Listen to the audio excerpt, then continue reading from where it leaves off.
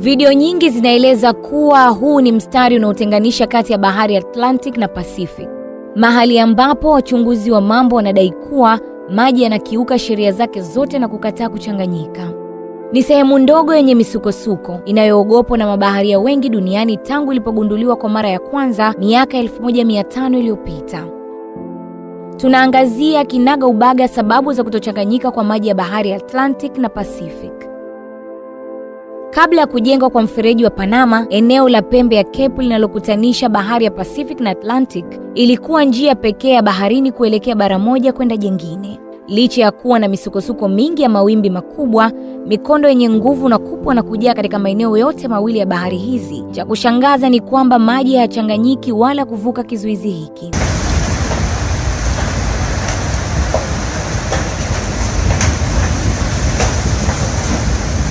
Je, ni upi ukubwa wa bahari hizi duniani? Bahari ya Pacific ndiyo bahari kubwa na yenye kina kirefu zaidi duniani, ikifunika takriban kilomita za mraba milioni 179.7 na ina wastani wa kina cha mita 4280 sawa na viwanja 42 vya mpira wa miguu. Pacific iko kati ya bara la Amerika upande wa mashariki na bara la Asia au Australia upande wa magharibi.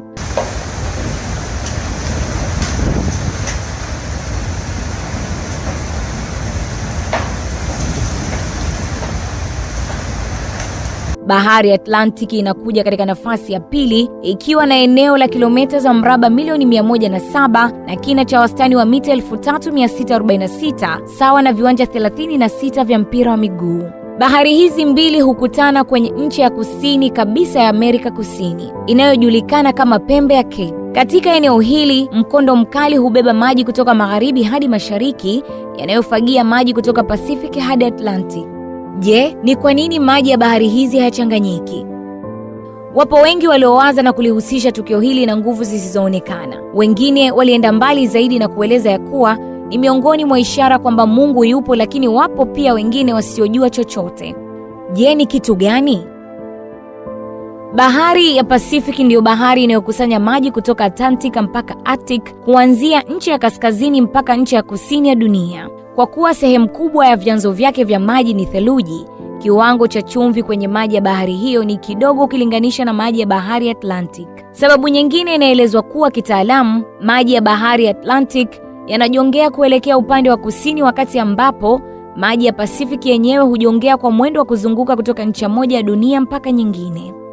Mkondo wa bahari ya Atlantic una nguvu zaidi kwa sababu una uelekeo mmoja. Kwa hiyo katika eneo yanapokutana, maji ya Atlantic yanakuwa kwenye kasi tofauti inayokinzana na maji ya Pacific, hivyo yanalazimika kusafiri kwenye mstari mmoja ulionyooka kwa umbali fulani kabla ya baadaye kuanza kuchanganyikana taratibu. Makala hii imeandaliwa kwako na Deogratius Maro na kusimuliwa kwako nami Khadija Mzee.